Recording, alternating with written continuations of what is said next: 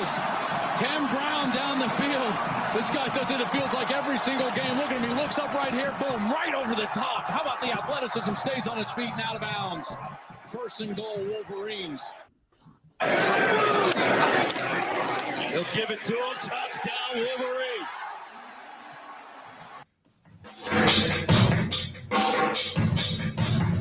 All right.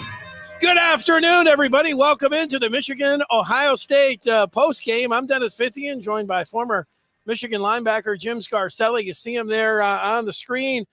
Michigan wins this game 42-27, and here we are. They're still at the stadium. We're ready to go here. And, earlier this week, Jim, you picked Michigan to win this game, and here you are. They went out there and did it. Very emotional for me, Denny. Very emotional. Even though I played such a long time ago, when you're Michigan, man, you're Michigan for life, and you live and die with these kids. You want them to win. You want them to have the success that I was able to be a part of. And when I'm watching that game, I see Jim's my teammate and my buddy, man. And so many thoughts are going through my head of all these people that keep beating them up.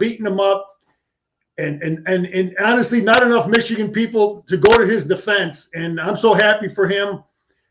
But it's a total team effort. But I look at that staff. I see Jim. I played with Jim. I see Doug Mallory. I played with him.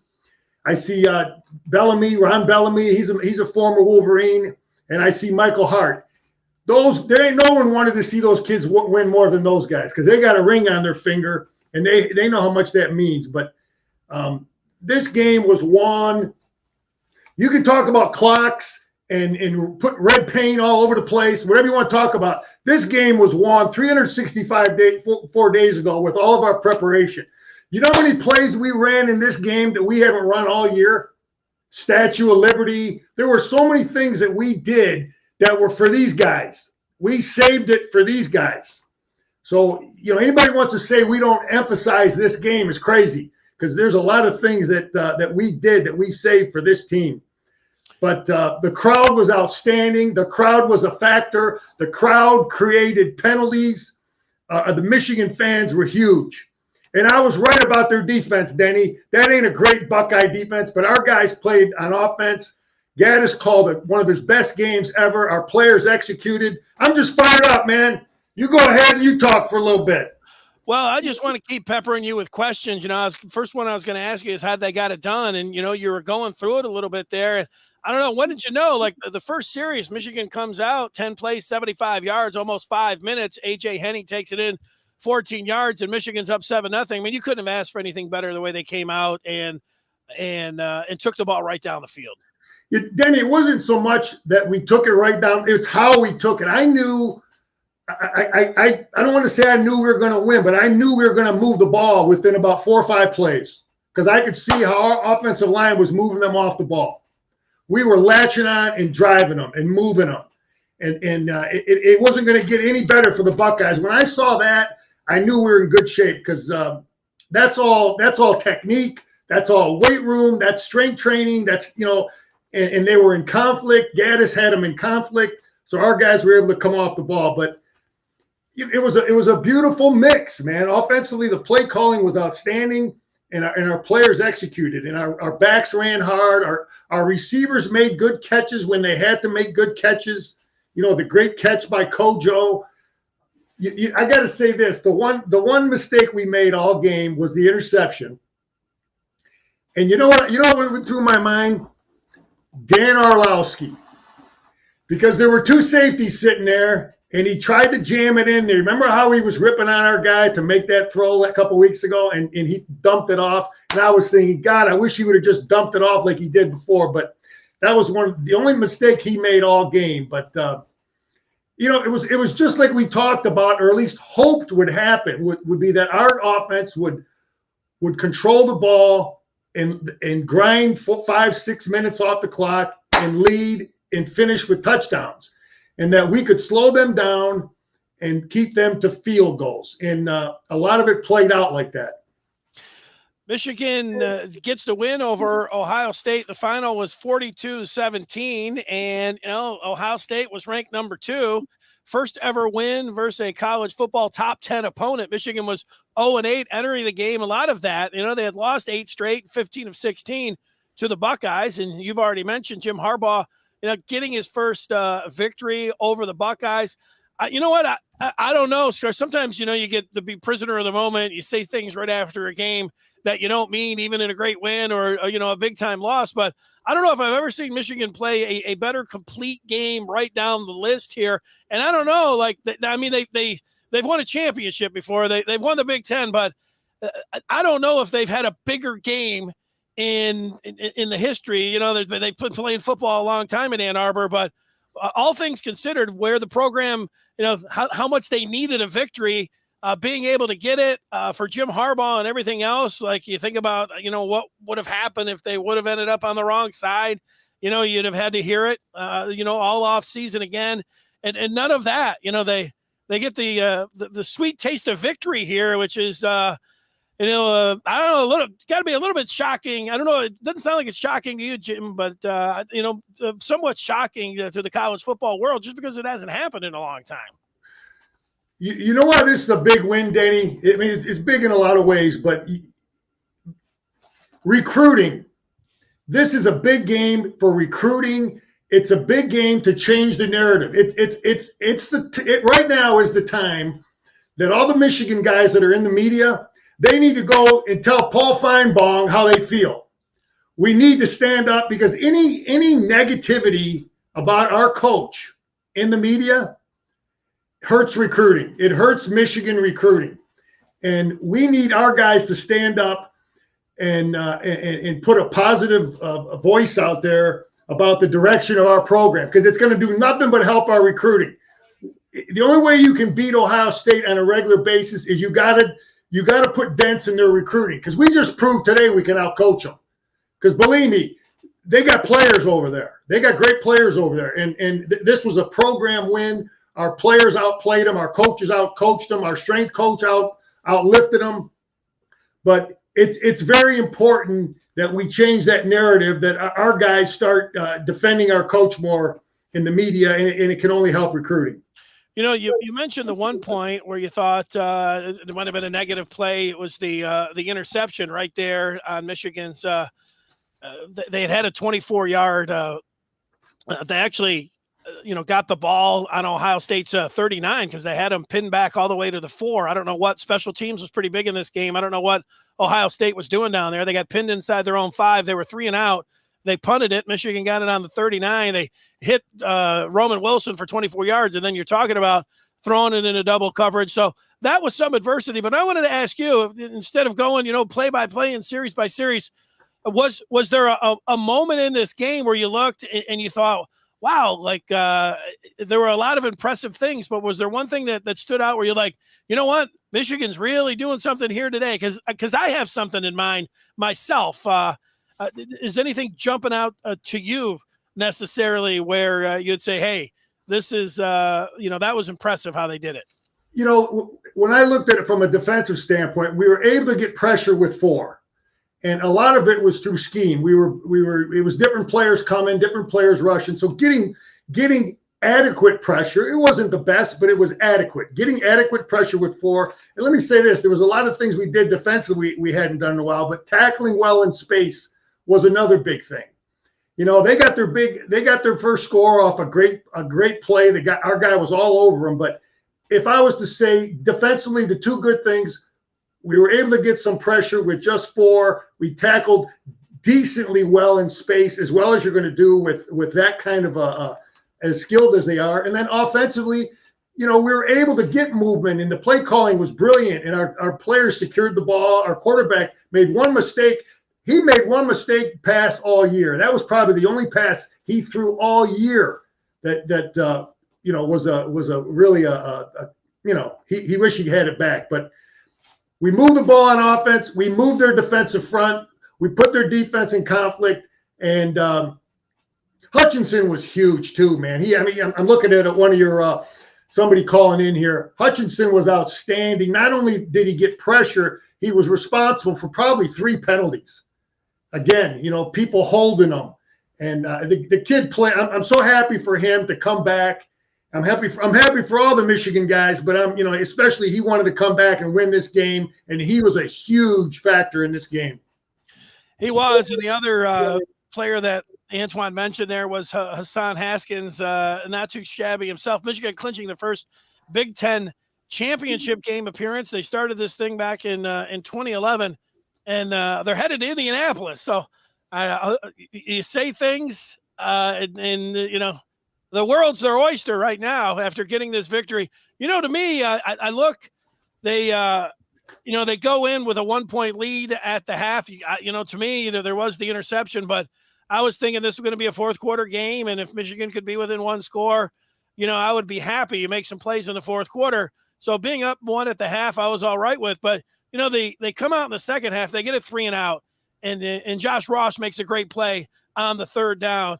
And then, Corum, who looked like he re-aggravated his ankle there. He had a first down run. He went for 55 yards, and then Haskins took it in.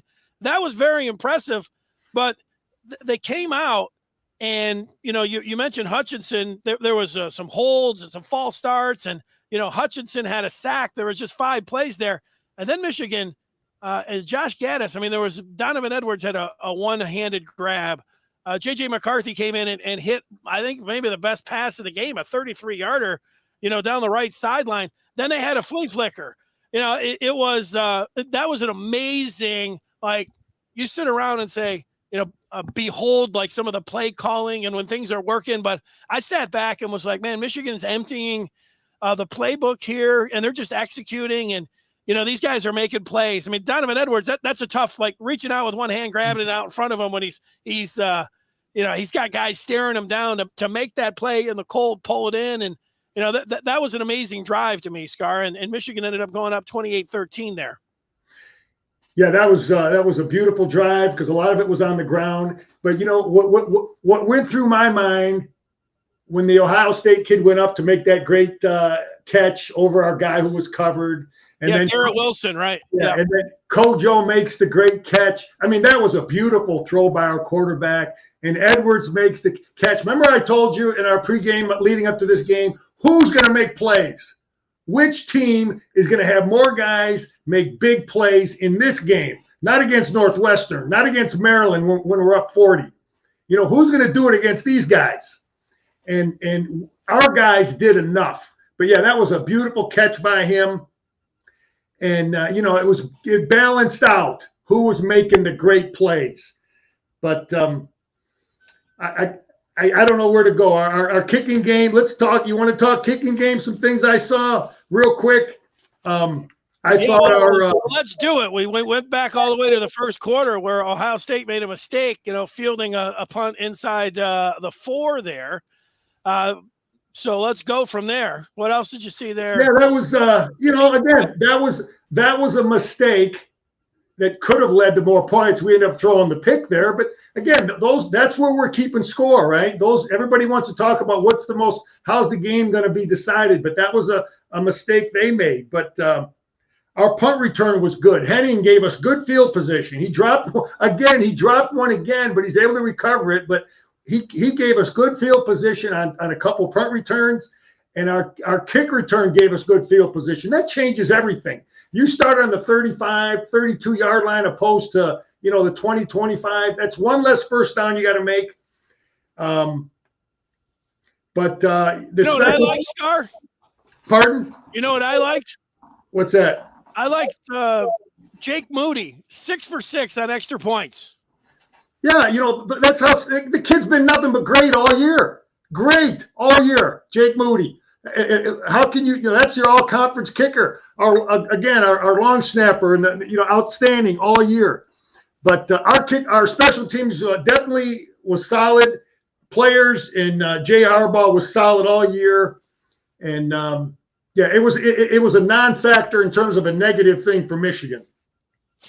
Well, there had been a lot of talk this year where Michigan's, their offense, you looked at some of the numbers, their efficiency was pretty good, but their red zone touchdown efficiency was not very good this year, but today it was great. They scored every time they had it. There was no settling for any field goals. And, people say that sometimes you come away with points. It's good. You give the offense, a pat on the back, but they didn't need any of that. I mean, they punched it in, and, that's huge in this game here. I was, I'd have to say, nervous about Ohio State's offense with their trio of wide receivers and C.J. Stroud. He's an excellent quarterback. He made a lot of plays just to keep him in there. But the thing about Michigan's offense, they just kept putting their foot on the gas. They got that lead 21-13, came out in the third quarter.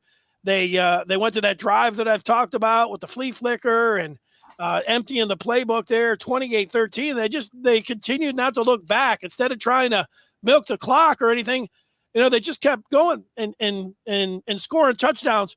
But, Scar, to that point there, I'm charting the plays in the fourth quarter, and a lot of people say, well, you just don't want to sit on the ball and run it because that's, playing into Ohio State's hands.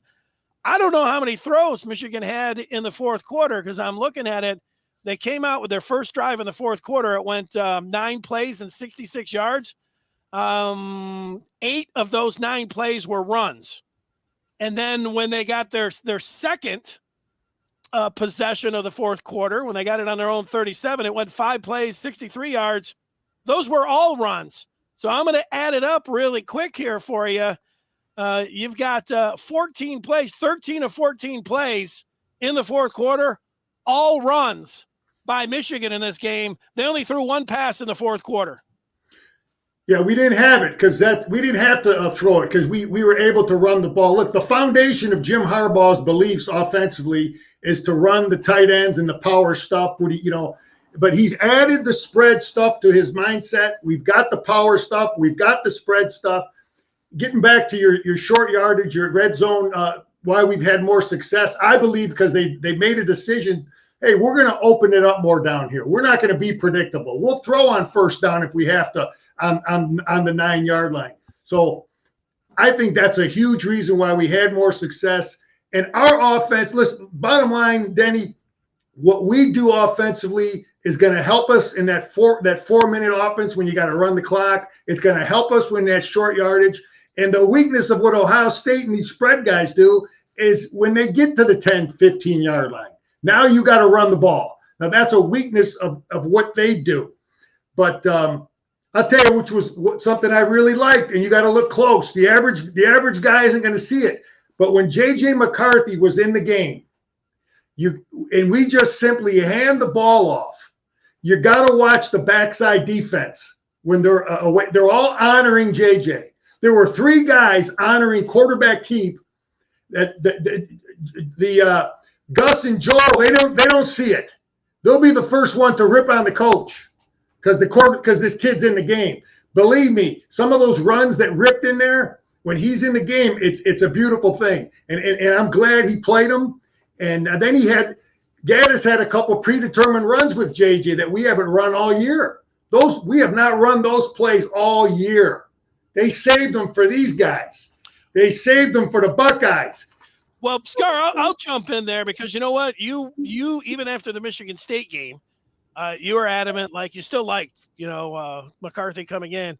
And I was saying, look, they got him the experience, they got him the time, but, now's the time to win the Big Ten. I wanted to see him just go with Cade McNamara against Penn State. I didn't want him looking over his shoulder or anything else. And they didn't play McCarthy out there against Penn State. But you doubled down coming back against Ohio State. I figured they'd probably put him in against Maryland, but I wanted to go with the same kind of game plan, at least at the quarterback position, that Michigan had against Penn State. I didn't want to see McCarthy out there, but you liked it, and he was a factor today. To your point, he was a factor. He threw the best pass of the game, that 33-yarder that he rifled down the right side. I mean, that's that's a great throw. I mean, that was it was a great camera angle because he made the throw and it was onto the Michigan sideline, and you saw McNamara right there, and he was pumped about the throw too.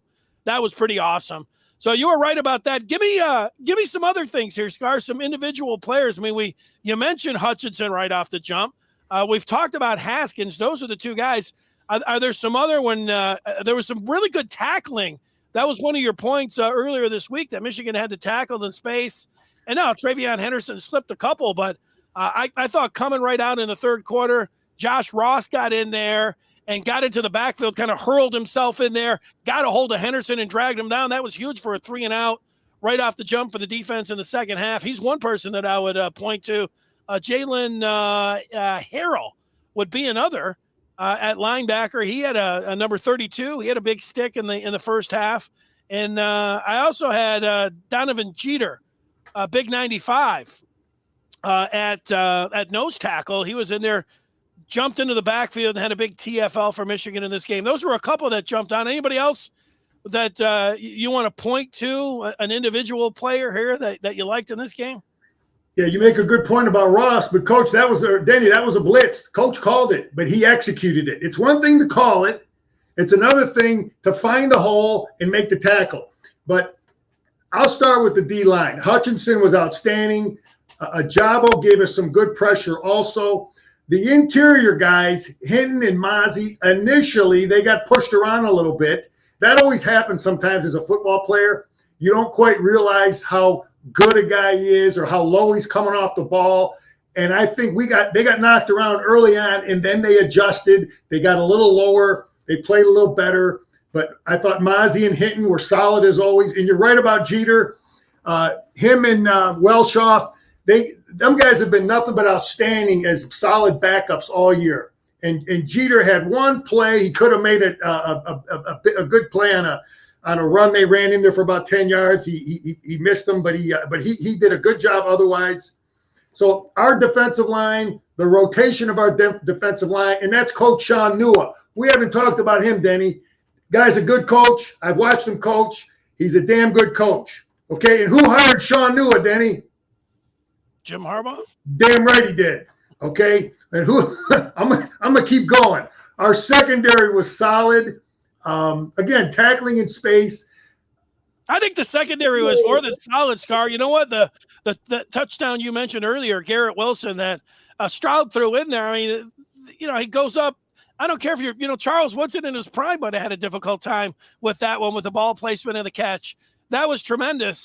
This Jackson Smith, the Jigba, he caught a few balls out there. The one, I've seen guys catch him one-handed, but he was, I don't know if you could tell, he was kind of like contorted.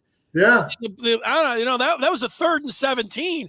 I was a little bit worried when that happened that, some really crazy things are happening here to Michigan. 3rd and 17, the guy's catching a ball that I've never actually seen anybody catch one like. They replay inconclusive there, and then they get in there and score.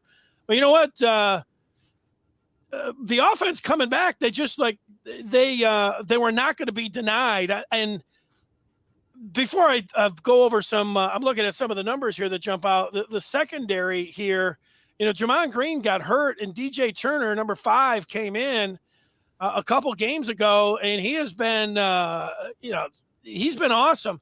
The coverage, even the plays that he was giving up, I mean, he was right in their back pocket.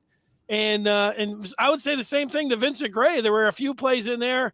I mean, he's right in there. Sometimes you just have to credit good offense, or great offense is going to, I think, beat great defense. You know where you're going. You can be right on them, and yet still to be able to come up with some of these catches that those guys did were amazing. So I would give 5 stars to Vincent Gray and to DJ Turner, how they played at corner today. I thought they were fabulous. Yeah, they were outstanding. Let me also say this to you, Denny. When you said, well, they convert that 3rd and 17 or 4th and whatever the heck it was. But you know what? These kids don't know or give a damn what happened 6 years ago against these guys. They're playing, they're confident. But the big thing, and I talked about our scheme, how it doesn't put a ton of pressure on these guys. It's mixed up enough where the offense doesn't know if you're in man or if you're in zone. And no one was left, out by themselves. But yeah, the coverage was good. The tackling was good. And what else do I got in our secondary? I thought Hawkins has been really good all year long. And, when he left last game with whatever it was, an ankle injury or whatever it was, he got nicked somehow. Having him back in there, he's been really good all year long. Of course, he made the big play at the end of the Nebraska game to seal it, coming up with that strip. But you look at some of the advanced metrics. Pro Football Focus said he's the best safety back there in coverage and what he's been doing. So to have him back there, he was in a number of different plays too. Those guys were flying around. I'd say, you don't do this often. And, there was a lot of teeth gnashing last night when we saw that the one referee was the guy back in 2016 that got the gold pants and was a big Ohio State fan. All these Michigan fans were, and I understand, freaking out, saying, how can this guy get out there? Because, Jim Harbaugh and Ward Manuel, the athletic director, they were up in arms about, the officiating, and people were like pulling out these guys' resumes and saying, hey, how does a guy that was born in Ohio and, professes their love for Ohio State, how are these guys, able to officiate the game? So there were a lot of issues there, but I'll tell you what, there were, Aiden Hutchinson, they were having a hard time stopping him, whatever they were doing with him. 78 was dragging him down and putting his arm on him, and they started calling it. I don't know if Jim Harbaugh came out and said, look, you're going to start calling this, 78's tackling 77 every single minute. You know what? They started calling it. Yeah.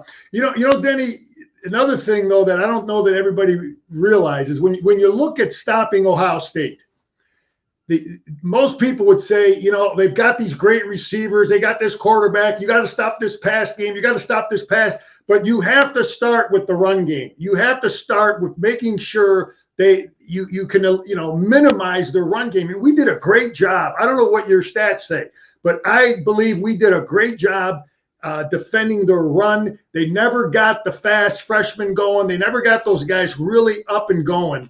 And we took that part of the game away. I want to say this too, is what we saw, Denny. Everybody improves, man. Late in the game there, you see the Michigan defense all screwed up. We're not lined up right. And I'm just thinking, oh no, here we go. Here we go again. Bam, timeout, timeout. We called timeout instead of getting misaligned and letting them score like we did up in East Lansing against those guys. So I was happy to see, because that happens as a coach. You don't always get the right personnel. You don't always get the right adjustment. Sometimes they ran something, they come out in something you're not prepared for, and it creates confusion. And sometimes it's okay to burn a timeout. So I was happy to see that. Because that's, we just can't keep learning from we got to learn from our mistakes. Travion Henderson, the freshman back, the 5-star, they kept throwing up his numbers over there, as good as Mo Claret since 2006, and he surpassed him in touchdowns, but 17 carries, 74 yards. That is, I would say, holding Travion Henderson in check. He had 54 yards receiving out of the backfield. But, yeah, just 74 yards there. And then you just flip it on the other side. I mean, this is if – they're not apples to apples, but if we're talking about the running game, on the other side, Hassan Haskins had 169 yards, 28 carries, 169 yards, 5 touchdowns. And Blake Corum with his 6, he had a 14.5 average. He just had the ball 6 times, but 87 yards. That one drive – was all Blake Corum, and that was Michigan's first drive in the third quarter. They get the ball at their own 19. Corum runs over to the near side, first down, and then they ran him over to the left. There was great blocking in there, but he kind of weaved through 55 yards. And then Haskins took it from there from 13 yards, but that was a way to make a statement coming out in the third quarter. 3 and outs. They ran the ball down their throats, and the more we talk about it, the more the ground and pound game. I got to go back to Josh Gaddis in the before the season started.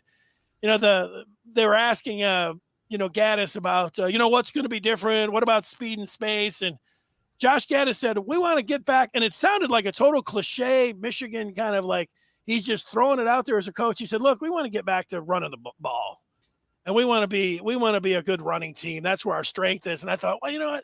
He's just saying that. I mean, that just sounds like coach speak. But you know what? We saw it against Washington. What did they have? I have it written down. 345 yards, 55 carries, and I was saying, hey, they're going to have to show a little bit of the pass game along the way here. But the more I look at these the numbers, and they made a few plays in the second half. It was the ground game that just came out and won this game for Michigan. or it was one of the big factors. I know, Scar, you always say it's not one thing, but man, it was a huge plus being able to run the ball like they were. Oh my God. Yeah. Beautiful. If I'm playing defense and that's the greatest gift you can get is control the ball and score, control the ball and score.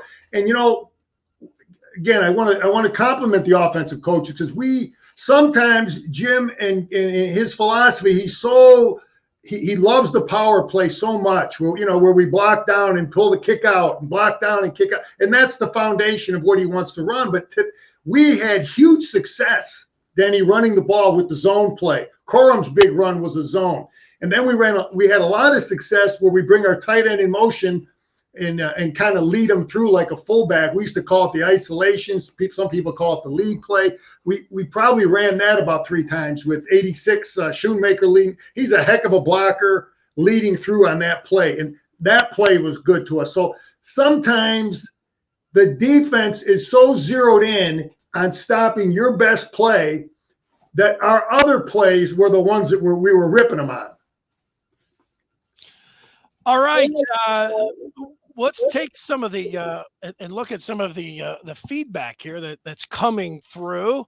We did have one. Antoine's peppering us with feedback. He says when Ohio State was trying to make their fourth quarter comeback, I wasn't worried because they couldn't stop Haskins at all, and they were selling out to stop him. You got a thought there? Yeah, there definitely was a sense of confidence that even though they scored to make it an 8-point game, that offense on that Michigan sideline, they had to believe that they were confident because they pushed them around all game. I mean, we've been pushing them around. They weren't stuffing us. They were doing nothing to say, you know what, Michigan's in trouble. So I agree with them. I would give more credit to the overall Michigan players, coaches, not one guy. It's never one guy because our line was blocking very well. There's very few mental mistakes we made offensively with our line blocking. Our scheme was good. Our players executed it. And yeah, Haskins is the guy that is tough. And if there's ever a training guide, we always, as coaches, we always have a training manual, training film about always getting the extra yard, falling forward.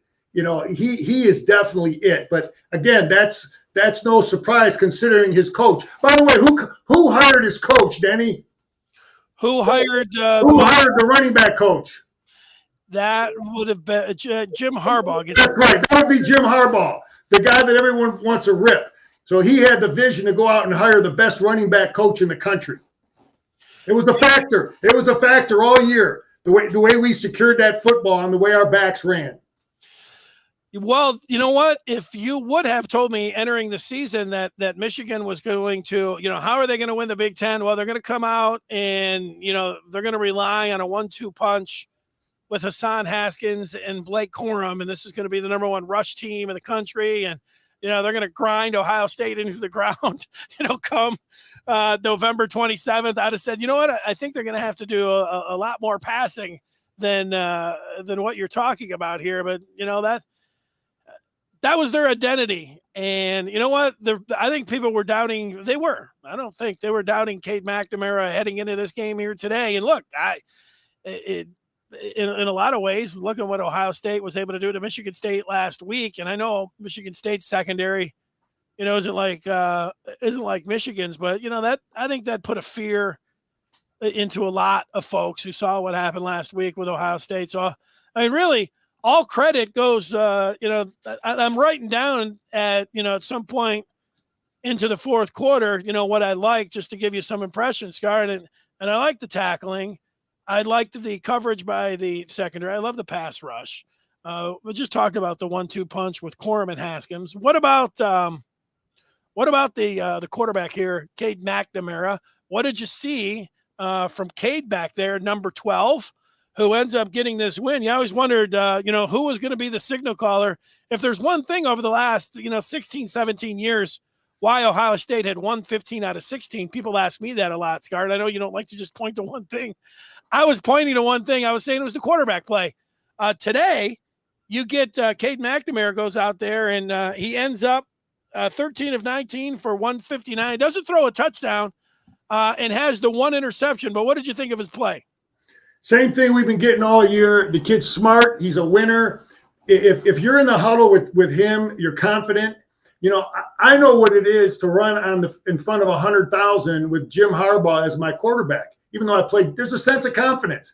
I guarantee you that offense, when they look at him, they know he's in the huddle, they're confident. But what I see is an accurate kid, a smart kid, very few uncatchable balls. He threw dimes today. So I'm a big fan. He played good enough to win. One mistake is all he had. But, Danny, I'm going to go through the offense real quick. I'm going to tell you why I think our offense was good this year and why I think we won the East Championship. I'm going to start with our center. Smart kid. He's better. He's more athletic. Strength coach. I'm gonna promote our strength coach because Vistardis is a better player athletically. I watch him move. He's better than he was last year. Our guards, we played 5 of them in there. They're all better. A bunch of them are back. We had seniors in there. Our 2 tackles. The reason we're better too, those guys are both back, and they played much better than they did last year. Danny, sometimes people get into, sometimes it's just a matter of a guy being a year older. And again, they're running that scheme for so long. And our receivers were outstanding. We lost Ronnie Bell, but I hate to tell you, we had a lot of great guys that stepped up in there, and we really didn't miss them. There's a lot of young, good receivers there that are made plays, and they gave our quarterback some separation. I was worried about separation today, because I know how good that Ohio State coverage is. And look at Alls. Look how much he improved. And Schoonmaker. You remember when Alls couldn't catch a pass? Everybody was down on him. And Harbaugh supported him. Hey, you're going to be a great player. That's a sign of a great coach. That kid's had a great year. The coach believed in him, and he got stronger. That kid's going to be he's going to play a lot of football. And of course, our running backs. We had great stable of running backs. So all them guys got better, and I think the play calling and the whole scheme, and having been in it for 3 years. But again, I can't emphasize enough. There was a bunch of plays, Denny, that we had not run all year. So again, people can talk about putting clocks, countdown clocks, and all this other stuff. But as a former player, when I line up against Ohio State, if the coaching staff ran some Ohio State stuff to get me more comfortable in this game, that's a hell of a lot more important than some countdown clock. Yeah, that is Jim Scarcelli. I'm Dennis Fithian as we talk about this game here in Michigan beating Ohio State. And, for people that are watching here in the postgame, there he is. Jim Scarcelli played for the Wolverines, number 85 as outside linebacker. You'd be in this scheme, you'd be like Hutchinson and Ajabo, right, Scar? Yeah, but we used to drop our outside backers a lot more than they do. In fact, Ohio State caught us a couple times when those guys are in coverage. Those guys are a lot bigger and heavier than I was, but I played on the edge. I was responsible for contain most of the time, very similar to what they do. And you realize how important it is to have, good ends that contain, because we did lose contain a couple times today where you see their quarterback getting outside. And as an old defensive end, outside linebacker, that always bugs me. But, our edge guys are good, and we've got some good players coming back. And hopefully they all learned a lot from old 97. Yeah, Aiden Hutchinson was fantastic. It was a great scene at the end there too. Fox was sitting on this a nice story with David Ajabo. His parents had not seen him play, and he's from Nigeria. He went to Scotland, and he came over and played football stateside. Ends up coming to Michigan, and he ends up getting a sack there late in the game, and the snow's coming down. He's pointing up into the crowd. I mean. It was a great scene afterwards with the fans coming onto the field. It's like all the way around here. You wait this long, to get a victory like they had today. And the thing that's great, beating Ohio State at any time, any year is great. I remember the first time that I went to a Ohio State game was 93. They won 28-0. Michigan did, but. They had not had a great year. It wasn't to win the Big Ten or anything, but it was a great game, and it was awesome just, going through. and beating Ohio State. But, this part right here, there's a shift in college football. Who knows after this year if they're not going to expand to 6 to 8, maybe even 12 teams. And then, the thing about with the name, image, and likeness, how you can get involved in presenting packages to the players or anything, that could be different. So to beat Ohio State with them at their full powers, with how they had been recruiting, you look at the recruiting numbers, however you want to look at it, 5 stars to 4 stars or anything. I mean, Ohio State has Michigan trumped in all of those things when it comes to recruiting and the way they, of course, had done it on the field. But to get it done with everything on the line, to go to Indianapolis to try to win the Big Ten, Michigan was able to accomplish all that. I think that's it's that much sweeter to be able to get it done with all of those things happening here instead of trying to get into the playoffs a different way. They get to Indy by beating Ohio State. Yeah, Denny, man, I was watching the weather report all week, for the last 2 weeks, trying to zero in on what would happen on Saturday, and because I wanted wind and I wanted it cold. And it was like, finally, we got some Michigan football weather. And obviously everybody's going to say the weather's irrelevant, but I like it for what we do. I like it for our offense more than what they do with their offense.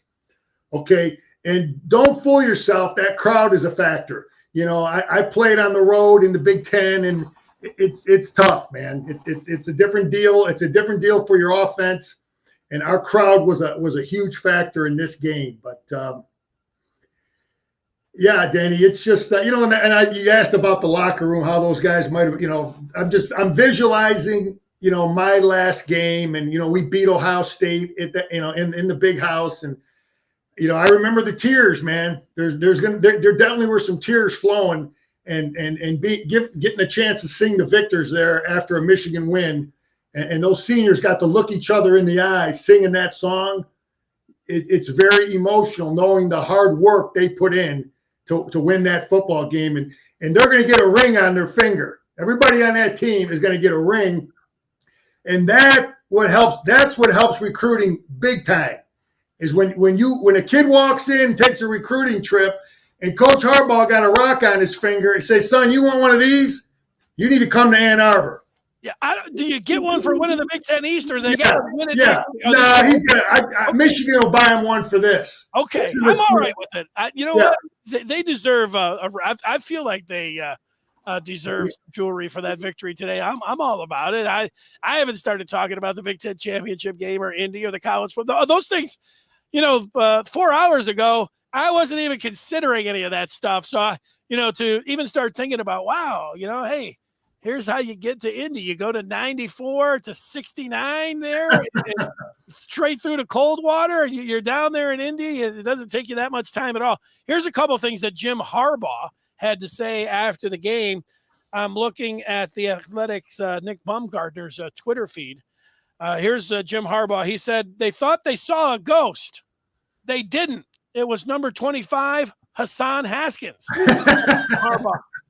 Jim Harbaugh was asked to rank this win for him at Michigan. Jim Harbaugh says, well, feels like the best one.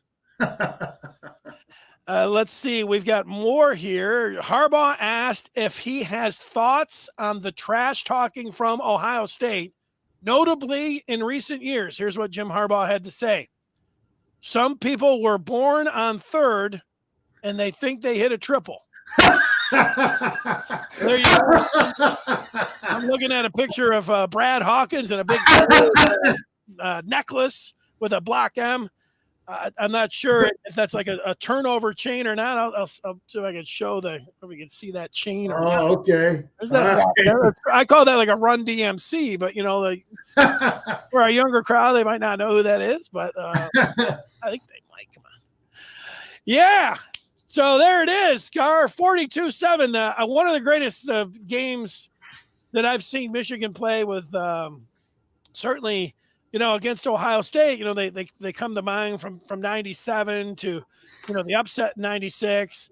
to the upset in 95. There were some former Michigan players that I was talking with today said, don't call it an upset. It's not going to be an upset if Michigan wins today. I'm like, all right, well, I mean, they're 8.5. I think the line dipped a little bit today. Maybe there was some late money coming in there on Michigan, but so I don't know, like, well, Denny, when you rank for you, when you look at that game, if people say it's an upset or not, when you really, really look at it, okay, they had some pretty good receivers, maybe a little better than ours as a unit, but not a lot. It was very close. Our tight ends. So when you look at that game and you watch those two teams play, okay, they had a lot of 4 or 5-star kids. Maybe they missed on a couple of those guys. Maybe I don't know. That's their second loss. Maybe they're not as good as people thought. But I didn't see a huge difference in the talent. Our defensive line was solid, as good, if not better than theirs. Comes down to making plays and which coach is going to make the better adjustments. So, yeah, I would not call that an upset because just because of what they've done the week before us. Well, last week, putting 42 on Michigan State, everybody, was all okay. Wow, look at that, but. Well, you already did it once. I mean, you went man-to-man, talking about the units there, but the offensive line was fabulous today. I mean, you don't get the kind of yardage that Hassan Haskins and Blake Corum had without those guys, blown open, wide open, holes like they did. I think of one, down there in the goal line a couple of times, like you're thinking, all right, this is going to be tough. It's tough sled and everything's shrinking up, man. That offensive line, when they got it close to that goal line, man, they were pushing Ohio State's D-line backwards. I mean, they could smell it in there. Let me say this to you, Danny. I'm going to tell you something as a football player that people have to understand. The strength of Ohio State's offense is the space.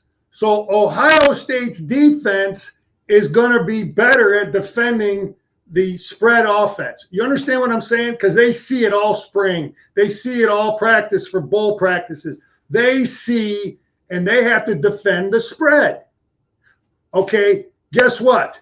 Michigan ain't running spread on the 10-yard line. Now you got to buckle up. Now you got to play tight ends. Now you got to play double team. Now you got to play physical run football. Okay, so that's the weakness of what they do, where their offense hurts them against an offense like us. So there's a pro and con to that deal too. You got it. That's why I like what we're doing on offense, because it helps. Like if we got to play Wisconsin or Iowa, what we do on offense helps our defense, because we get a good physical run game that is blended in with our offense. By the way, right now, you mentioned Wisconsin, number 14. They are losing to Minnesota right now. It's 3-0, nearing the 4-minute mark to play in the first quarter. When this game got into the fourth quarter and Michigan, Ohio State scored. Remember, they went for it on a 4th and 7. They went for it on a 4th and 5, and Hutchinson just reached up. He missed the ball like by a couple inches. Travion Henderson took it in for a touchdown there. It was a 13-play, 75-yard drive. It pulled the Buckeyes within 8 there, 35-27. I thought that they were going to go for 2 there. I think the chart in the pros, they're always talking about go for 2 there, because then if you need the 2 the next time. But they didn't. They kept kicking extra points. But, Michigan got the ball back when it was 35-27, and they ran 5 running plays and ran it right down their throat. I was watching the game. It was my wife who said, is Ohio State letting Michigan score here, to come back? Because sometimes you do that. You get in like a 3-point game or something, the other team, a 1-point game. And you see guys, no, there was no benefit. Michigan's offensive line had pulverized that Buckeye, tenderized them enough where they were mincemeat. And at the end, that 4-yarder that Haskins walked in, and he did walk in, and at the end, man, he could have put his hand over there and he could have sashayed in. He didn't. He bolted it. They let him score. They let him score at the end. They let us, because the worst. There was like 2:20 left. And I think they had 2 timeouts left. There was about 2 minutes left, and they had 2 timeouts. We could have ran a couple plays and kicked a field goal and given the ball with 30 seconds. Okay, he chose that option. To get it back and then get an onside kick. Yeah, that drive was crucial, though. Right. That drive right there was probably the most impressive thing our offense did all year was to, bam, they're within 8, and we take it right down and drive it down there with straight up run game. That was beautiful. 15, 6, 11, 27 was the hurdle by Haskins to get it down to the 4-yard line. And then they did let him walk in, there. Yeah. Again, okay. That's no, good. Because now they have a chance to at least get a quick score, and now they still control the ball. They can onside kick and get it back. That makes sense. I don't think they were trying before the 27-yarder. They weren't necessarily trying to let him go down there. I called it. I texted my buddies about 30 seconds before Joel did. I called it right away. I said that's why he let them score there. Because if we would have grinded out 3 more plays there and kick a field goal, they would have only had like maybe 30 seconds left, down 11. Good point. Good point. When you go through this, well, let's take it back to the beginning here, as Michigan goes into this game here. They come out, they establish themselves right out of the gate with a 10-play drive, and AJ Henning takes it in. They come out in defense, and establish themselves. They get a 3-and-out right away, and then the offense is looking fantastic. Like Ohio State makes a mistake on special teams. They're fielding a punt there inside the 4. And then Michigan gets the ball in great field position at the Ohio State 39, and a 24-yard pass, and that's when the interception with Cade McNamara throwing into double coverage. And I saw people online saying, "Hey, there's your chance. It's over. You could have been up 14-0." But they, I thought it was important there. They came back and they held Ohio State to a field goal on that next drive, 7-3. Like, you throw an interception and then the offense comes out and Ohio State's offense goes right down the field and scores a touchdown there. That's going to be a little tougher to take, but coming up big there and holding them to a field goal, I thought that was big just in the first quarter. Yeah, that was we used to talk about that. We used to call it sudden change. Sudden change is having to go back on defense, for an interception like that. And it was huge to get them stopped there, to keep them to a field goal. But our defense has been doing that all year, And Michigan people have to look back. And obviously, again, our coach made the decision to make a change, but there was no one talking about crossing patterns today, right? No one was talking about that. And I told you if we keep them under 31, I said 31 would be about the most we could give them, right? Yeah. And would they get 27, right? 20. Correct. Yeah. So, the offense, whether the defense helped them out, and then you get into the second quarter, and that's when you have Garrett Wilson making that outstanding catch, and the Buckeyes actually go up in the game 10-7, and you might be thinking, okay, here you go. But Michigan came out right after that touchdown, and that's when they had a 4th and 1 to Haskins, and that's when they hit Kojo 37 yards, down the right side. I guess that was, that's just a fly pattern on the right side to find him there. A couple plays later, they're going in 12 plays, 62 yards, and they're going in, making it 14-10 there. That's a big deal. That was a big deal to respond when Ohio State, and they ended up then, holding OSU down to another field goal there. That might have been a lot of times, to simplify it. Michigan scoring touchdowns, Ohio State had to settle for a couple field goals there. Yeah, I'll give Gaddis credit too. That okay, we go ahead, we throw the pick. He didn't shy away though. He was right away gunning right after we got the ball again, throwing the deep pass to Kojo came not long after that to Cornelius Johnson. So I give him credit for getting right back in the saddle and saying, hey, we're going to sling it, man. We're going to do both. And that was a big deal there. Not shying away, not trying to lock in to be conservative. And let me also say this, Denny, as a former coach, and I want people to understand what we do on offense, what the strength of it is. And when you run this spread stuff, another weakness of the spread, which that's what Ohio State runs, is if you got windy, crummy weather conditions. You remember when Michigan State beat them up there about 5 years ago when it was raining, it was crummy, And anyway, it was just terrible weather conditions. Ohio State couldn't do nothing. You got to have an offense that can score and move the ball in all weather conditions. So when people want to question what we're doing, our offense is good in all type of weather conditions because of what we do. Opposed to really having problems when it's windy. And I just want to compliment again our offensive philosophy because it enables you to move the ball regardless of weather conditions. You talked about special teams already. Things that also get talked about when you're playing in big games are turnovers, penalties, and third down conversions. Let me throw some numbers at you here. Michigan was 5 of 8 on third down. Not too shabby. 1 of 1 on fourth down, so pretty good. And penalty-wise, Michigan just had 2 compared to the 10 for Ohio State. Now, did Ohio State get a bad whistle? Maybe on the one where the guy snatched his helmet off because Roman Wilson was tackling him. Those kind of things can happen, especially in a rivalry game. But 78, the false starts, and he couldn't handle Hutchinson, so he had to grab him. And I think that could have also played into some of those false starts over there because you're worried about flinching a little bit because 97's, breathing down your neck.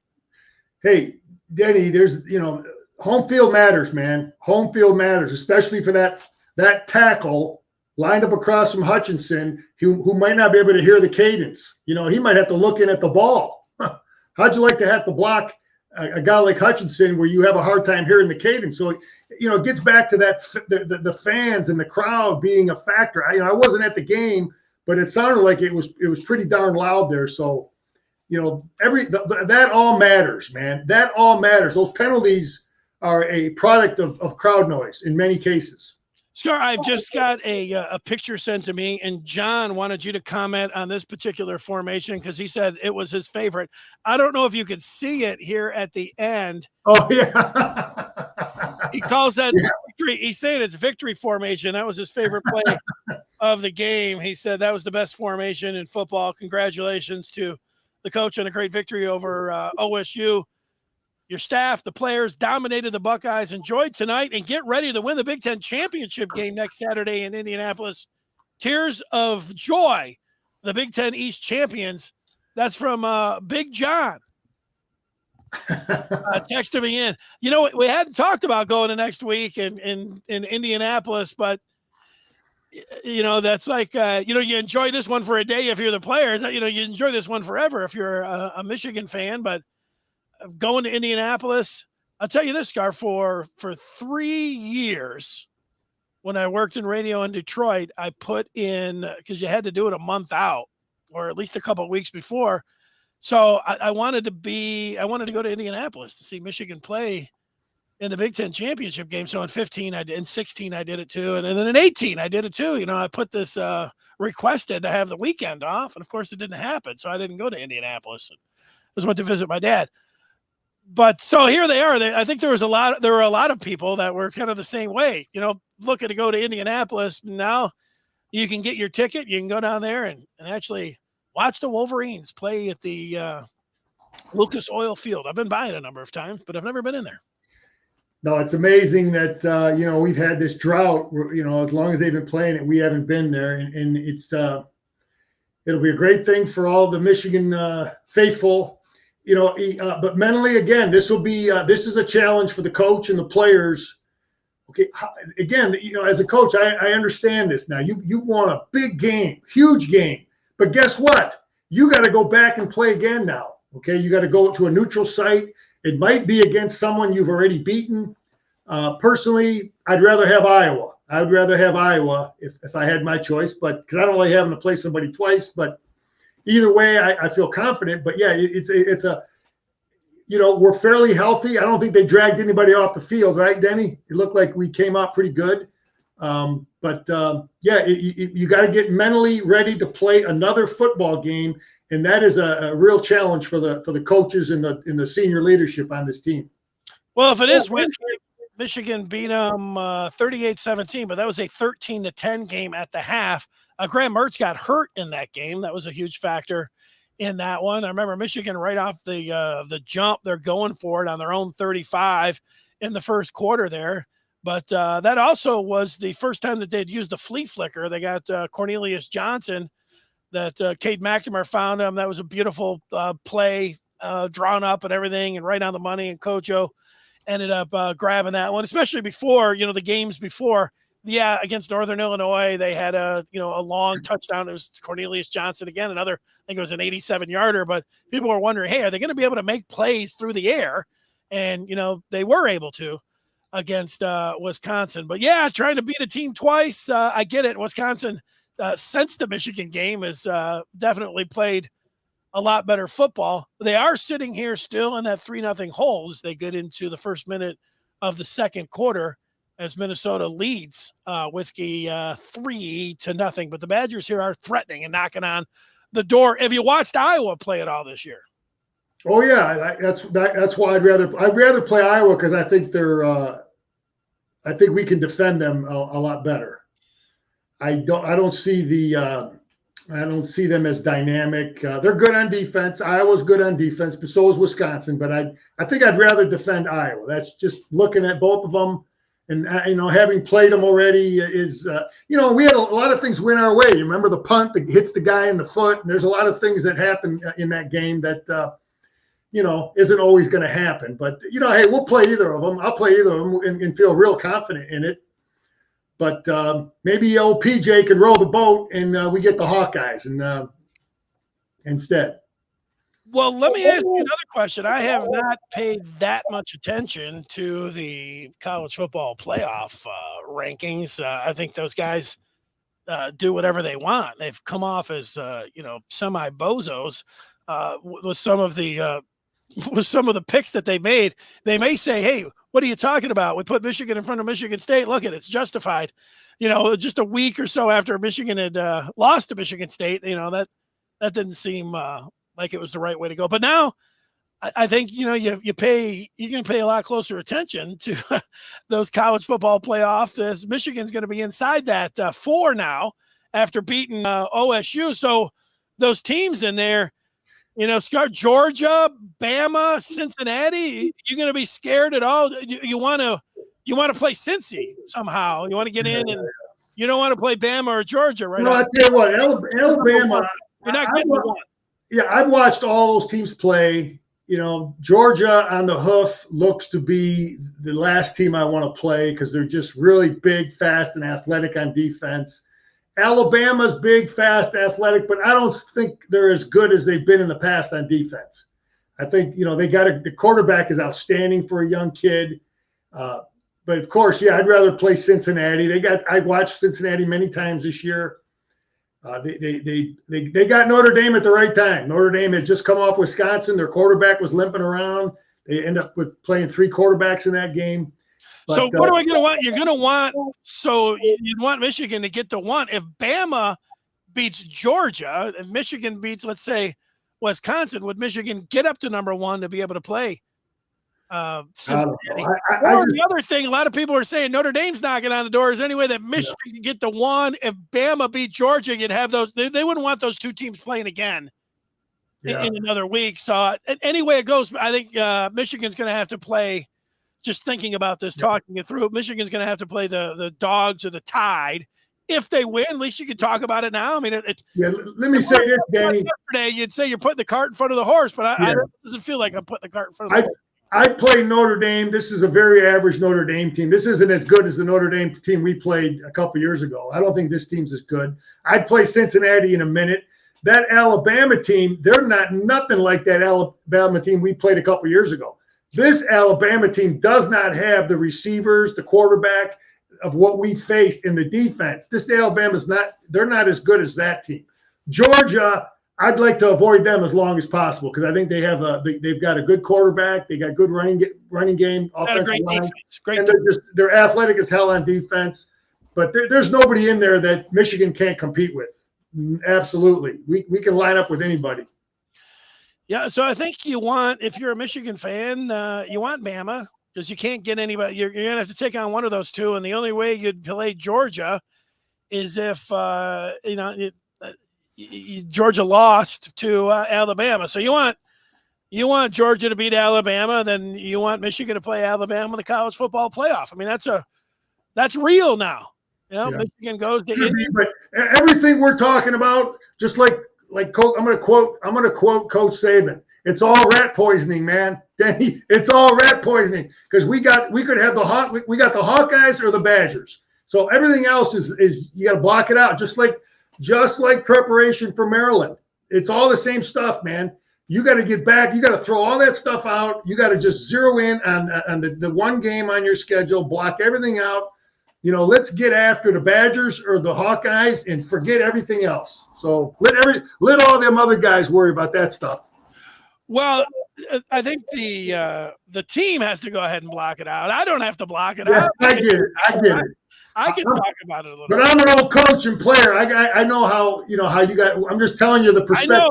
I appreciate that. I appreciate you thinking that way. I'm like Aiden Hutchinson wanted to like in the Fansville commercial. He wanted to take the goalposts home and plant them on his front lawn. I like that. I wanted the goalpost to go down, but I don't think they did. I didn't even know you could grab those goalposts out of there. Here's a couple quotes, some more. This one's from Cade McNamara. Now we got to do it every year. We know what it took, and we're not done yet. Aiden Hutchinson talking about the intensity of today's games. These guys have been disrespecting us, stepping on our jerseys, talking about hanging 100 on us. We were about it today. Ooh, I like that quote. Hey, Denny, I'll tell you a huge thing, too. There were a lot of big-time recruits at this game. Big-time recruits were at this football game. Guys that haven't made their decision yet. So this game was huge. I'm going to tell you another thing about this game.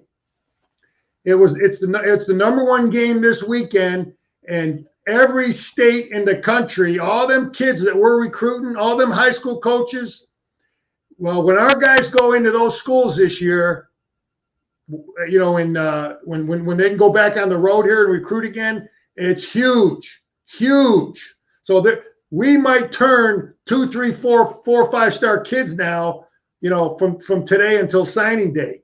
And who knows who might flip back our way.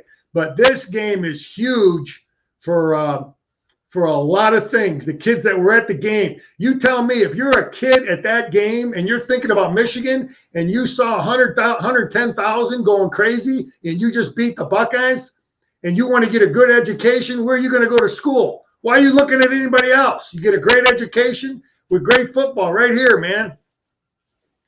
Yeah, I'm buying in.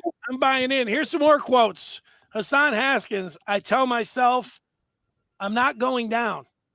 I put that in the back of my mind and went out there with determination to win. Cade McNamara on the programs. What are you going to beat Ohio? What are you doing to beat Ohio State today? Message. That's something we kept in the back of our minds every day. I told you, Denny. I told you that. So is that wording that they had around the football building? They probably had that around the football building somewhere. In the weight room, I did see a picture in the weight room, like a wallpaper. I don't know if it's called wallpaper anymore, and it said, "What are you doing to beat Ohio State today?" So.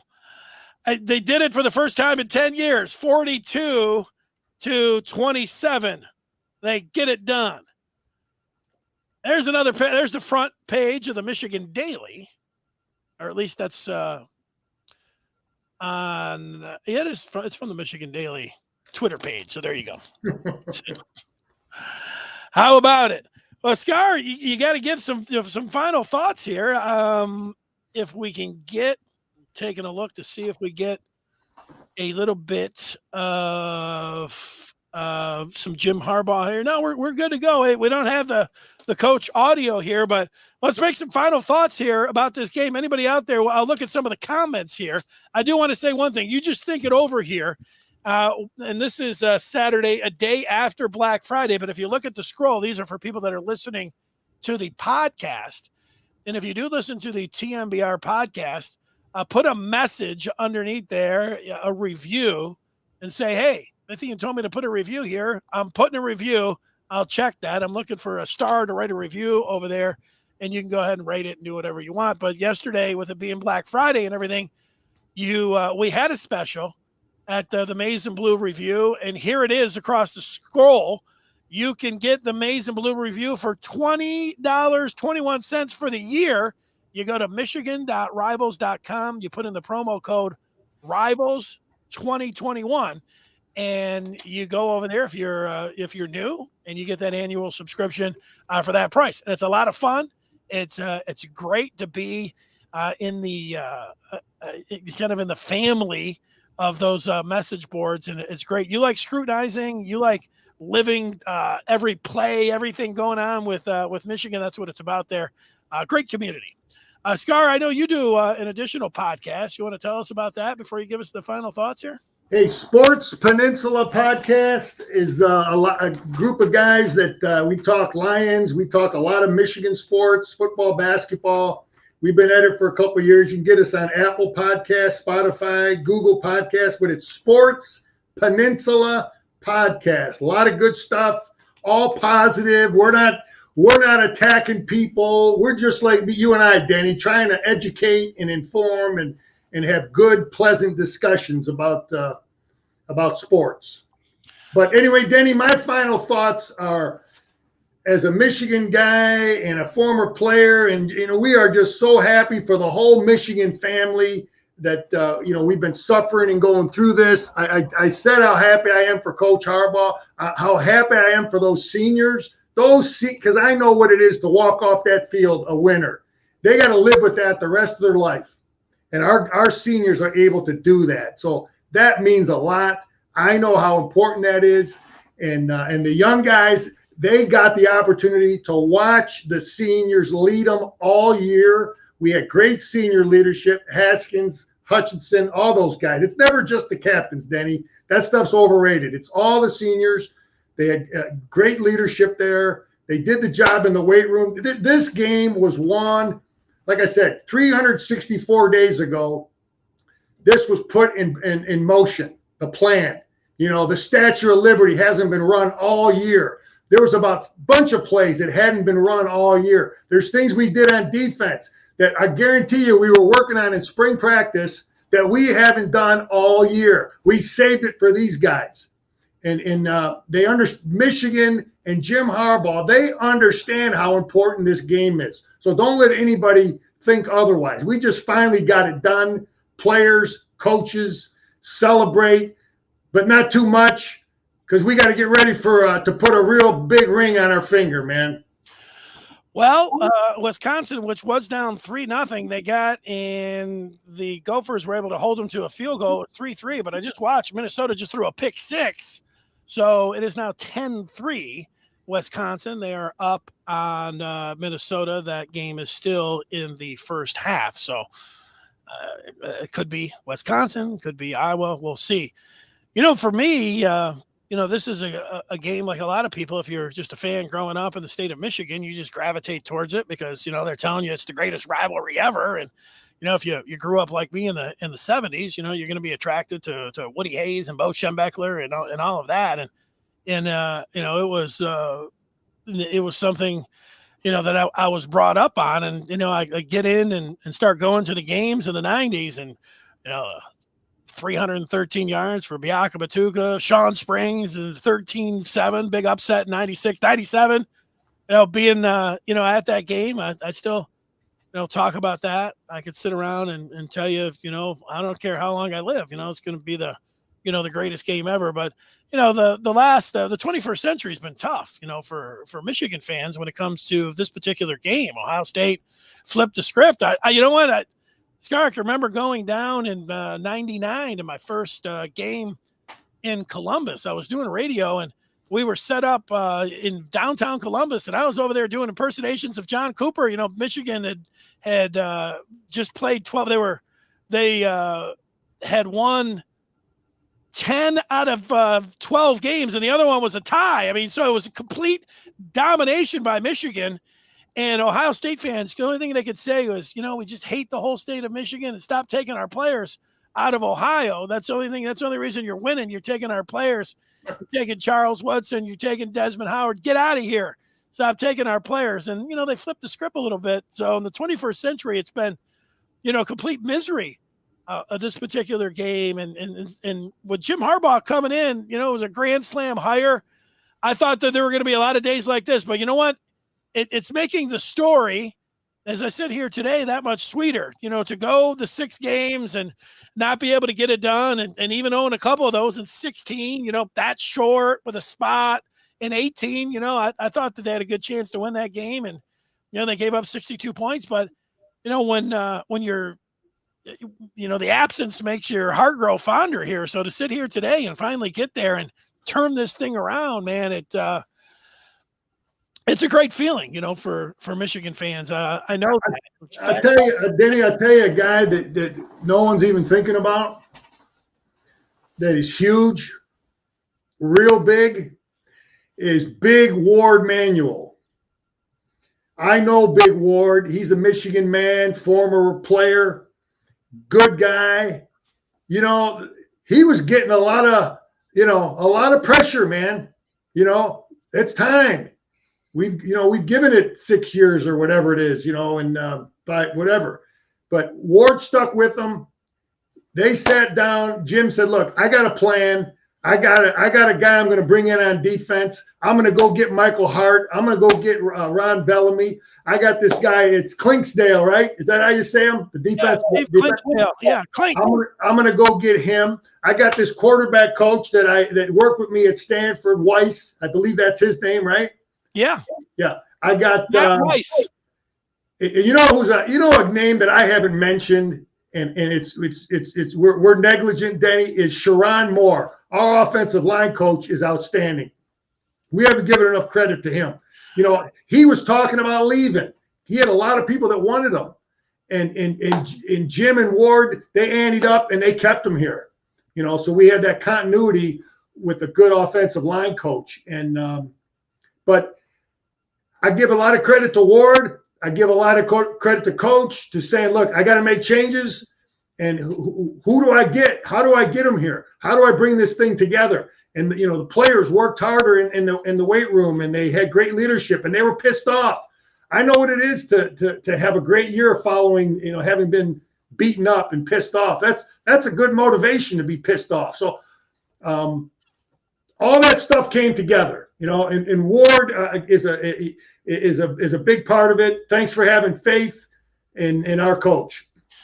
Yeah, I'd have to follow that up, Scar. I don't have anything to do, so I could follow this up. When I listen to you talk, going through those coaches there, Josh Gaddis has, had the heat on him since he's come in here, that he was going to open up this offense, and he came in from Alabama, and he was going to be at the controls, and it was going to be speed and space. But, there were a few drives today that he went out there, emptied the playbook, flea flicker, putting in, the thing about putting in J.J. McCarthy, that doesn't work. And, you're going to get criticized, and, you're going to nationally, you're a former coach. I know how things work in the media. When you do something that's unorthodox and it doesn't work, you're just right, especially when you're somebody like Jim Harbaugh that's outspoken. People can't wait to jump on you and say, what the heck are you doing, man? You're losing games here for Michigan when you had a chance. So to put McCarthy out there was really bold. And it was beautiful. Denny, did you hear anything from Gus when he ran that ball down to the goal line? Did you hear anything from old Gus and Joel who were ripping on him at Michigan State? You didn't hear nothing. Crickets, right? They made the right call. They made the gutsy call. They put their defense in conflict. They got to prepare for 2 quarterbacks. It helps. It's good. JJ was good. You didn't hear nothing from Gus. Nothing. But he was ripping on him when we played the Spartans. Well, he had back-to-back fumbles. So. I get it. But at the same time, if you're going to – in defense of that deal there, Coach Harbaugh on Monday at the press conference, he put it on the running back. He didn't even blame his quarterback. Remember hearing that? I don't want to keep going back. Klatt was saying it again today. It's always on the quarterback. That's what he said. I don't know. That's why you got mute buttons for some certain guys. But anyway, I thought the whole thing was brilliant. Just the whole deal was brilliant in all phases. And we needed to be brilliant in all phases. Players, strength coach, trainer, training table, offense, defense. We needed everything to beat these guys. You can't do one little dent in your armor and you get beat. Yeah, it's a great day. It's a great day for Michigan being able to get this victory. Very sweet. And now they are on as Minnesota. No, incomplete. Giving the play-by-play 10-3, Wisconsin in that game right here. Well, it's going to be a great weekend, and the show continues. It goes on. You know, it's Harbaugh said it this week. He said it a number of times. You know, for the winner, you get to keep playing. It's like the playoffs, and Michigan gets to keep playing. They're going to the Big Ten championship game, and Ohio State. That was Ryan Day's first Big Ten loss. In the first year he lost, remember, he lost to Clemson and Bama, or however it was there, and he lost to Oregon earlier this year. I mean, he had only lost in the playoffs, and so this is his first Big Ten loss. Talking about slaying a dragon there. You know what, Denny? Let me tell you what I'm hoping. Here's what I'm hoping. That the Columbus newspaper, the Ohio newspapers, they all start pointing fingers, and they start stabbing each other, and the former players come out of nowhere and start pointing the finger at the defensive coaches. Are you listening to me? Yes. I want them at each other's throats. I want them attacking each other, because that's the beginning of the end. Okay, because we went through it. That's why I want to pound away at Michigan. People need to be unified, right? The worst thing we can do is have our guys that are in the media, not defend our coach. Well, those guys need to speak up now. But I'm hoping that in Ohio, they start throwing knives at each other, and now Ryan Day is thinking about bringing a new defensive coordinator in. That would be the best thing for Michigan, is to start having chaos and turmoil over there in Columbus. That's what I want. The one thing you got to remember about the media, it's for entertainment, and they're trying to make money. They're not on like the Michigan or Ohio State payroll, although some of them are. You can say, hey, your job is to entertain and inform listeners or viewers. Now, this particular site that we're working for, it's called the Maize and Blue Review. I mean, going on here and trashing Michigan would be, I still like to call it, try to give a fair opinion on what I'm seeing, or just try to be fair about what's going on. Well, Scar, you can take a little bit of break here. It has just come through. Jim Harbaugh down in Ann Arbor, and this is what he had to say following his team's victory here today. And I'm going to play a little bit of it for you here, if I can get it up. There it is, 42-27. Here's Jim Harbaugh walking up to the podium. Here's your first question to him, and let's hear what he has to say. Here he is. It says that they were well prepared. Very determined. My favorite saying of all time is, where there's a will, there's a way. And the will was very strong with our team. And the way it feels now just feels like the beginning. Over here on the left, Larry. Jim, can you talk about your team's ability to move their offensive line around and to establish and keep going with your running game? Yeah, it was dominant. It was dominant in the offensive line. No question about it. There was movement, continual movement up front by the guys, and Hassan Haskins. They might have thought they saw a ghost, but they didn't. It was number 25, Hassan Haskins. He was great determination, great purpose. Great ability, 5 touchdowns on the day. He ties a school record. He's probably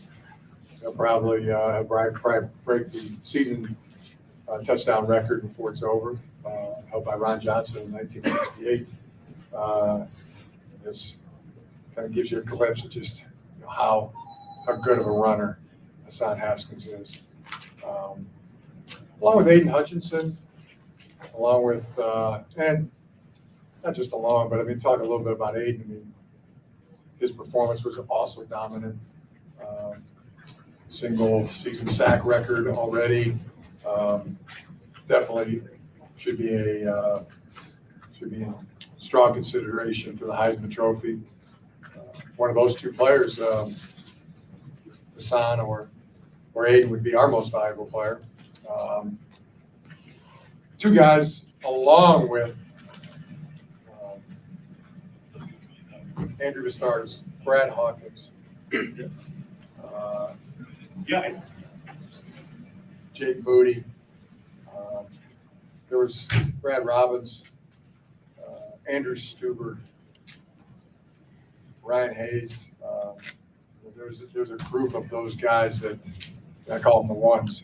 They're the ones without them, we wouldn't be where we are.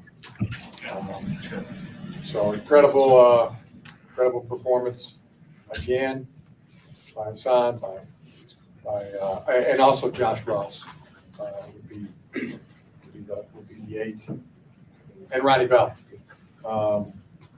Those 8, I call them the ones. Without them, we wouldn't be where we're at. And so many other guys, so many guys that were committed, didn't flinch, didn't just fold at the slightest whiff of adversity. Just kept going, kept preparing, kept working, and where it shows is in production. Just the way that so many produced. In the middle, Chris. What do you say about Mike McDonald's game? We'll take one more question. Really good, really good. There he is. It was going to be really good at the beginning of the week as he was putting it in, and it was really effective. I said, don't be players, coaches, defense. Don't be discouraged when they make plays, when they move the ball, when they score touchdowns. They're going to. That'll be the offense's job to respond, and our offense did. And the amount of stops, today, especially those two right after the half, there's really good disguise, really good packages that we made them doubt what they were seeing. They were seeing one thing, but they weren't really seeing that, and it was really effective today. There he is, Jim Harbaugh following the victory today. He mentions those the 3 and out to start the third quarter, and then Ohio State's second possession there in the third quarter. There was a hold, there was a false start, and there was a Hutchinson sack. It just goes 5 plays. 5 plays in a punt, 3 plays in a punt. Josh Ross coming up on that first series, their defense coming out and had a heck of a game. They weren't going to stop them every time. They got a 3 and out on the first series there, but defense flying around. As Jim Harbaugh was standing up there, he started just going down the list, and that's really what you do in a game like this. But Denny, you know what he was doing? Every one of those guys were seniors. That's what he was saying. He one of the most overrated things, in my opinion, are the 2 or 3 captains. Okay, I've been a captain before, and I've picked captains as a coach, but it's the whole senior group. And that's what he was mentioning. He didn't mention any underclassmen there. He was letting the team know that these are the guys that set the tone. These guys set the table. They made sure we practiced and prepared hard. They made sure we were paying attention in meetings, that we're on time for everything, and we weren't out partying and drinking and doing stupid stuff. It's the seniors that he was mentioning. And that's what he was meaning there. And he also talked about the scheme on defense, how their eyes were seeing one thing, it was something else. And you and I have been talking about that all year. And again, he was complimenting his defensive coordinator. By the way, who hired the defensive coordinator? Ward Manuel. Jim Harbaugh hired the defensive coordinator. He did. Scar, if I could go, what? I sometimes I give a 3 stars out, and sometimes I forget. I don't want to forget. And I think Haskins, he mentioned it, Hutchinson on one side, Haskins on the other. I mean, you get 5 touchdowns, and you have how many ever sacks Hutchinson had, and he's able to be the all-time leader single season. And the game that he had here today, I think I'd put Haskins 1, Hutchinson 2. Who would you put as your third star? I mean, if you agree with Haskins and Hutchinson, who would be your third star of this game? And I know you like to give a star out to all the seniors and you want to run down the offensive line, but if you had to just signal one other person out besides Haskins or Hutchinson, who would you pick? I would probably say Vistardis. I would say because this game isn't won without that great leadership. He mentioned him. I know he's a captain. The kid's been solid all year. The center. I'm going to mention him because I know everything that goes into winning this game. And the game wasn't won today. It was won in 364 days of preparation. And Jim mentioned his name right away. That's the guy I'm going to mention. Hutchinson did have 3 sacks. It's hard to keep him off of the star list. And Haskins with 5 touchdowns and 169 yards. I'll give my third star to Blake Corum. He had 6 carries for 87 yards, but he came out in that one drive, and it was all him. He came out and had a first down run to the right side, and then he had that one where he weaved and went for 55 yards. That was Michigan's first series of the third quarter. They ended up taking it down and getting the lead 21-13. I'll say they never looked back after that, and Blake Corum was huge on that drive. Of course, he was sprung by that 55-yarder. Excellent. I think if we went back, and maybe we'll have to do this in the future, Scar, we'll take a look at the line blocking there and just what he did and what he was looking at when he ended up making that run to daylight going 55 yards. But I'll put Blake Corum there as my 3-star. Yeah, there's a lot of guys that played really, really well and made big plays, and that's what it took. You couldn't have average games, and we had a lot of guys that played their best game. And that's something our coaches used to say to me when I remember when I was playing in this game. You got to play your best game against the Buckeyes. Everybody has to play their best because an average game isn't good enough, and our guys stepped up. Do you feel like Michigan they have to validate this by winning the Big Ten, by going out there next week and then just rolling the like I think it feels like that to me, even though this is a great win, stands on its own. You just start thinking about completing the task of getting to the college football playoff. Now, if I had to say, we already talked about Alabama, and I know it's putting the cart in front of the horse and everything else. Like I don't think Michigan would beat Alabama or Georgia if they won next week, but it does feel like, it would validate this even more if they were able to go ahead and win at Indy next week. You got a thought on that? Yeah, I guess validation is a term that, Denny, I just know that, they're going to focus and treat this game, just like the game after Michigan State, the game before Ohio State. You have to be ready to prepare every day, every game, every minute, every practice, every film session, and you got to keep your mind clear and focused. And that's the challenge for great coaching staffs. So, look, if they don't win next week, yeah, it would be a huge disappointment. But it's still, we won the East, but it sure as heck isn't what we were set out to do. So we should have no trouble having great preparation this week. Well, when you put it like that, the over and under in Vegas before the year was 7.5 for Michigan. I had them going over, but just with 8 wins. And you know how many they have now, Scar? They've got 11 now, right? 11. Yeah, and by the way, Denny, just so you know, I told you I like to make a bet every now and then. After the Washington game, I bet the Wolverines winning the Big Ten championship at 750 plus 750. Whoa! So whatever amount you put on there, you get that's right. 750 if they win next week. So every 100 is 750. So I got a bet in. So I need one more win. My bookie is not going to like me. Will you hedge? I'm not hedging nothing. I'm getting paid. I'm getting paid, Denny. Okay. You know what? The Badgers, it's 10-6 right now. Wisconsin, they're still in the first half. That's a real dogfight there up in Minneapolis. We'll see how that plays out. Well, Scar, it was great talking with you here. Just you and I kicking around this game. It's been a lot of fun, and I'm glad it came out like it was, because sitting here going over an Ohio State loss would have been, torture. And it's the exact opposite, with a 42-27 win, a game I'll remember forever. So thanks so much, my friend, for being on here and supplying all the information that only you can. We appreciate it.